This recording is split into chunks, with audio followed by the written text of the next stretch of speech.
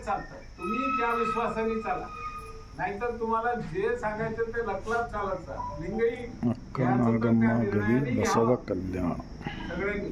तर त्याच्यामुळे आम्ही असे हे त्याचं रूप त्याचं स्वरूप. मी म्हटलं आता ब्रह्मांड व्याप्त अरिऊ त्याचा स्वरूप हा इष्टलिंग आहे, तर मी त्याला कसं बनवू,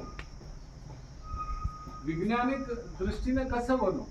म्हणून मी एक बेंजामिन बेट्स म्हणून मॅथमॅटिशियन आहे, नोबेल प्राइज विनरच्या, तो त्याचं मॅथमॅटिकल मॉडेल ऑफ कॉन्शियसनेस काढलं. तर त्यांनी मॅथमॅटिक्सचं मॉडेल टाकलं, तयार केलं. मनुष्याचा जो परिकल्पना असतात, आपल्या कॉन्शियसनेस प्रज्ञा जे आहे, तो कोणत्या कोणत्या अवस्थेमध्ये कसे असतो, तो माझ्या पुस्तकावर ड्रॉइंग करून तो फॉर्म्युला वापरून त्यांनी जे माणसाचं कॉन्शियसनेसचा आकार केलेला आहे. शरणे गवी बसव कल्याण महाराष्ट्र